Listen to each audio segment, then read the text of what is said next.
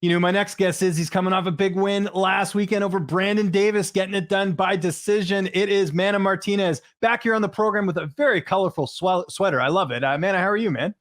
I'm doing well. I'm doing awesome. It's a very colorful sweater, a little off-white. So Yeah, what a win that was, man. Congratulations. I know you wanted the finish, but you must have been pretty happy with getting the win and taking out a vet like Brandon Davis.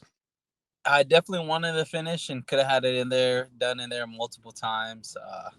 It's a little bit upsetting, but I still feel like I had a drastic improvement from my last fight, and I've been told that from numerous people. And I'm excited to get a win over a vet like Brandon Davis. Very tough guy. Shout out to him. And yeah, it feels good to be back in the win column, and I plan on staying there.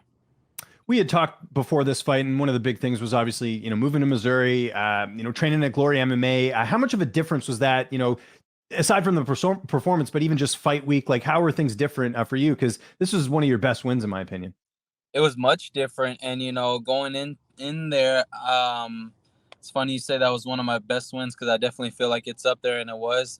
But it was the best mindset and physical shape I had ever been in, mentally and physically I had ever been in. The day of weigh-ins, I woke up at 136 and a half, just a half pound soaked for about 10 minutes, and I made weight. So that just shows I put in the time, the work, the dedication for that camp, and having that whole lifestyle identity change in Kansas really helped out. And yeah, it was amazing, and I can't wait to get back over there and get back to work and continue to try and perfect my craft. Anything about Brandon that you weren't expecting in the fight? I know you guys game plan really well, but once you're actually in there, sometimes you experience things that maybe you didn't expect. Anything surprise you about him? Not at all. I knew he'd be durable, and probably more durable than what I thought. And because I hit him with some shots that would put other people down in a way, and he was somehow recovering and staying in the pocket and firing right back. So, of course, his durability surprised me a little bit more than I expected, but I was prepared for anything. I planned on getting him out of there in any round and finishing him, but I knew if it came down to it, I'd have to dig deep and make it a dogfight and come out victorious that way. I'm sure you've been getting a lot of feedback on this, but Krause's corner advice, like how is that, experiencing him, basically, saying you got to go for this or whatever, like what was that like being in the fight and experiencing that? Because at home it was very entertaining, obviously. It was very eye-opening, and I see a lot of keyboard warriors, I guess you could call them. You got to ignore them, man. They're not coaching. Yeah, Krause is one of the best in the game, right? Exactly. So. He is one of the best, and that's why I chose to stay with him and go with him. But it was very much what I needed. Some fighters like to be told from a technical aspect what they need to be done, told what they need to be done. 1-2 slip 2, bro. I need you to fit into a takedown or something like that. And for me, I can process and analyze that, but it'll take me a little bit of time, and it's something I definitely need to work on. But the thing that really gets me going is exactly what he told me, get me fired up, get me juiced up. Like, hey, you need this round, push this through. Because end of the second round, I had that big flurry, and I don't want to say I unloaded all my gas tank, but I put in a good amount of effort into trying to finish Brandon. And unfortunately, the bell saved him.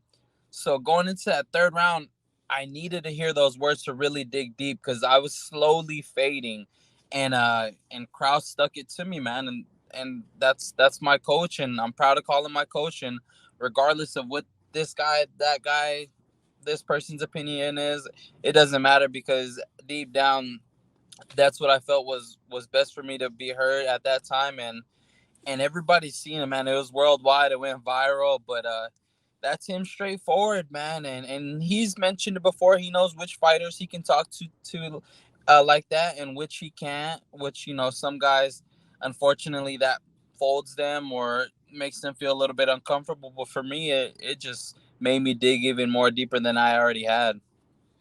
It goes to the scorecards. Split decision. What's going through your head at that point? I think most people felt like you did win.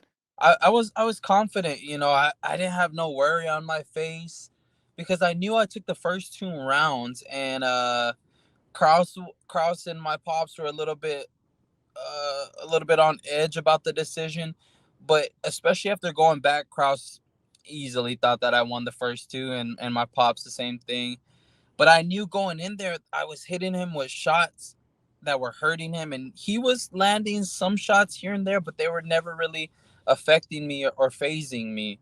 So I was very confident that I had took the first two and kind of coasted by that third round, got through. So I just don't understand split, and it kind of looks bad on my record, but I've always gone by the saying, never leave it into the judge's hands. And unfortunately, these last 3 fights I have. So I'm just going to have to get back to my finishing ways, grind even harder. And this next one, definitely put them away so I don't have to hear a split decision. Doesn't matter though. You got the win. That's the main thing. How did you celebrate after the fight? What did I sell? Oh, I celebrated with some tacos. Nice. You got your priorities straight. I like that. Right, exactly. Like we talked about earlier, I had a real identity change. The old me probably would have gone out, had a few drinks, this, that. But this fight, I was like, I don't want to do that, man. I want to go spoil myself with a little bit of food and just go back, spend time with my family, and enjoy the week here in Houston as well with my family. Go watch my little brother play football, my little sister cheer. Enjoy and soak this all up before I head back to Casey and get back to work. But yeah, got my priorities straight, man. You nailed it saying that, James, and I'm happy with the way I'm living life right now, and truly see myself as a martial artist.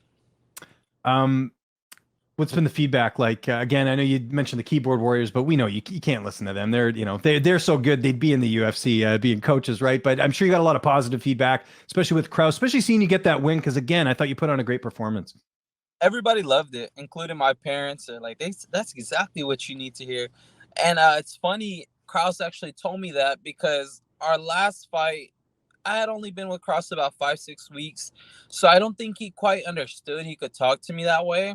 And going into that last third round, again, for that last fight in March against Ronnie in Houston, my dad had told me, like, basically the same thing Kraus had told me, but kind of in a nicer way. He's like, we need to wake the fuck up, Mana. Like, let's go and get out after it. The UFC, I don't think picked up on it, but that's basically what my dad told me in a nutshell. And then this time around, Kraus was like, all right, I've been with this kid a few months now. I know him. I'm gonna take over, step up, and voice what I gotta say.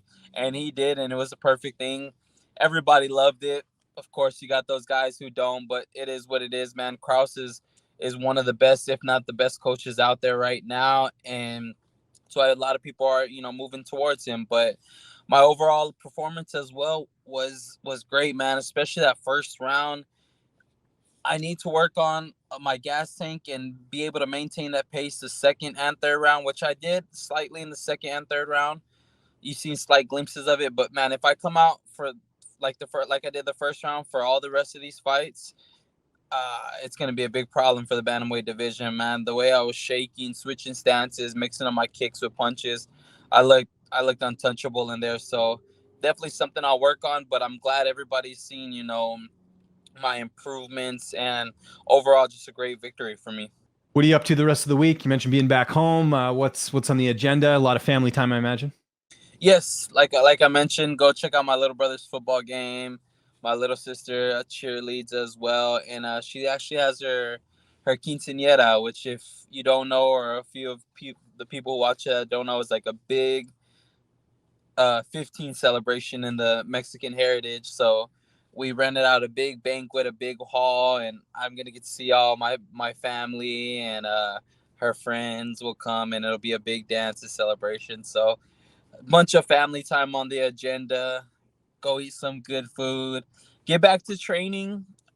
So that's about it. But yeah, maybe a little bit, maybe a little bit of shopping. I don't know. We'll see. Yeah, you got to enjoy yourself a little bit. What's that like, man? Like you mentioned it there. You made a lot of changes ahead of this fight, put on a good performance, you get the win, and then you get to come home and see your family. Like, take me through that. That's got to be so cool. It's so awesome, and it actually gives me chills. You can't see with the jab, but like talking about it, it's because like the whole 3-4 months that I spent up there, I had to FaceTime my sister every morning to watch my brother's football games, had to FaceTime my mom to see my little sister cheer, because my little brother and sister, obviously me talking about them shows how much I love them, but if you don't know, like, they're true and dear to my heart, and so are my parents, and I know they're all getting older. I come home and my little brother I'm looking up to, because he's taller than me, has a deeper voice than me. I'm like, man, I'm missing these kids grow. So for me to come home and spend that time and soak up and enjoy with them just means the world to me. And it's gonna suck moving back to KC, but I know the sacrifices once I'm retired and done what I've have to do in this fight game will definitely pay off, and I'll get to spend as much time as I can with them there. But for now, I'm just gonna enjoy it and really soak it all up. I love my family so much, my close friends that are near and dear to my heart, and they just mean the world, man. When do you want to fight again? When would be the ideal time for you?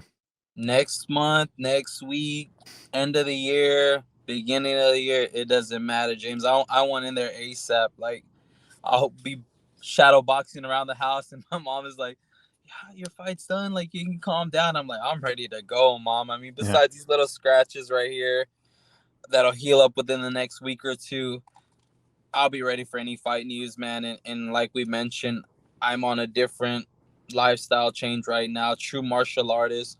So I'm not gonna shy away from my dieting. I'm not gonna get too heavy to where a weight cut will take a toll on me. And I'll be ready for whoever, whenever, James. And I'm excited to see who they offer, especially with this new contract, new fight deal that I think should get renewed and is coming up soon. So we'll see.